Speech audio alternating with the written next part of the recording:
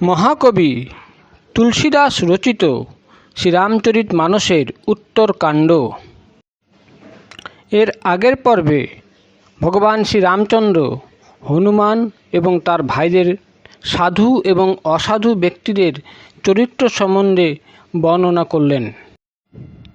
হে ভাই শোনো, মায়াসৃষ্ট বহু দোষ গুণ দেখা যায়, যার কোনো প্রকৃত সত্তা নেই।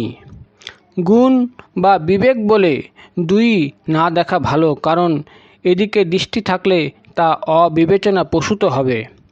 শ্রী ভগবানের শ্রীমুখ কথিত উক্তি শ্রবণ করে ভ্রাতাগণ আনন্দে পরিপূর্ণ হয়ে গেলেন। তাদের অন্তরে প্রেম উথলে উঠল।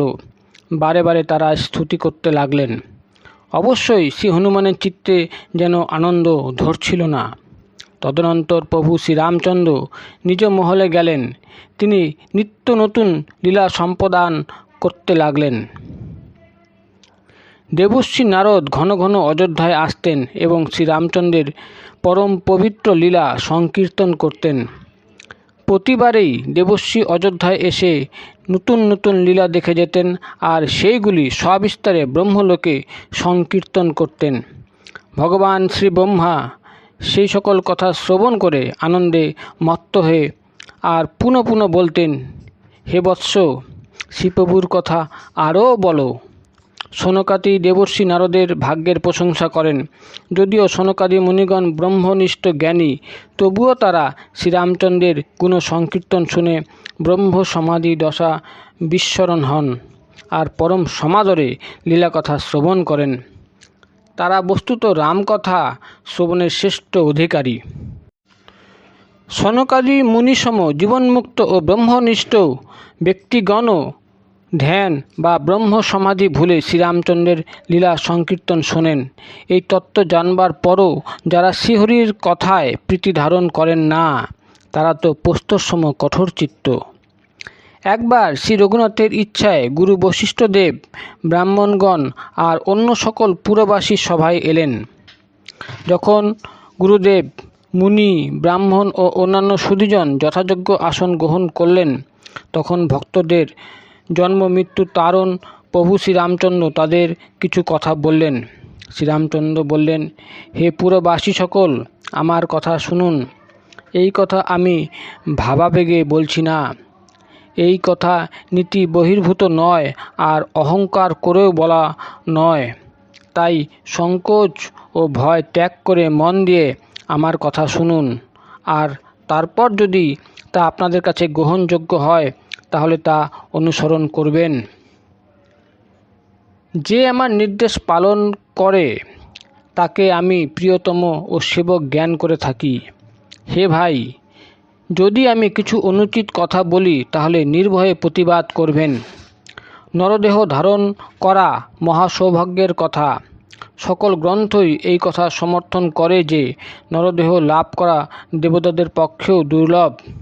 বহু সাধ্য সাধনায় লাভ হয়। এই নরদেহে সাধনা করা যায়, তা বস্তুত মোক্ষের দ্বারস্বরূপ। অতএব নরদেহ লাভ করেও যে পরলোক চিন্তা করে না, সে পরে আক্ষেপ করে।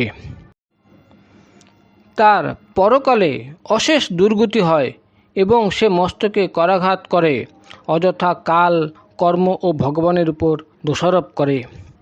হে ভাই, নরদেহ লাভ বিষয় ভোগের জন্য কখনো নয়। স্বর্গের ভোগও অতিশয় তুচ্ছ, আর অন্তে তা দুঃখ প্রদানই করে থাকে। অতএব যারা নরদেহ লাভ করে বিষয়াসক্ত হয়, তারা মূর্খসম অমৃত ছেড়ে বিষ পান করে থাকে। যে পরশ পাথর ছেড়ে গুঞ্জা তুলে নেয়, তাকে কি কেউ ভালো বা বুদ্ধিমান বলে? এই অবিনাশী জীব 4 ক্ষেপে 84 লক্ষ যোনিতে আবর্তিত হয়ে থাকে। মায়ার প্রভাবে কাল, কর্ম, স্বভাব ও গুণের বশীভূত হয়ে সে সতত আবর্তন করে। অহেতুক কৃপাসিন্ধু শ্রী ভগবান কদাচিৎ তাকে এই নরদেহ দান করে থাকেন। এই নরদেহ ভবসাগর তারণের জন্য খেয়াস্বরূপ। আমার কৃপা হলো অনুকূল বাতাস।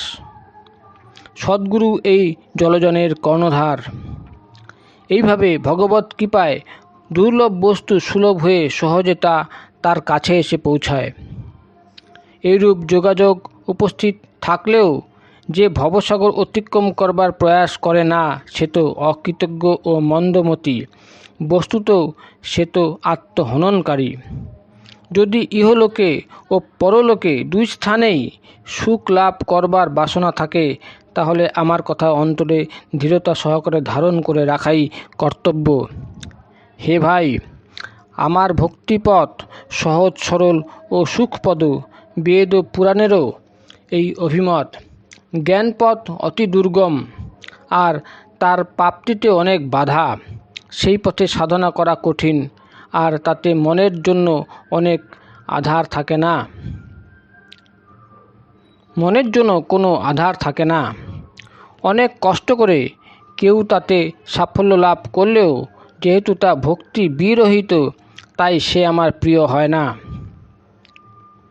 ভক্তি স্বতন্ত্র পথ, আর তা সর্বসুখের আকর স্বরূপ, কিন্তু সাধুসঙ্গ ছাড়া জীব তা লাভ করতে সক্ষম হয় না।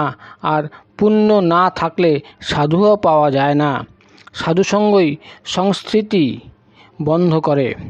জগতে পুণ্য একটি পথেই হয়, তার মতো অন্য কোনো পথ নেই। তা হলো কায় মনোবাক্যে ব্রাহ্মণদের চরণযুগল পূজা করা। যে নির্মল চিত্তে ব্রাহ্মণ সেবা করে তার উপর মুনি ও দেবতারা প্রসন্ন থাকেন।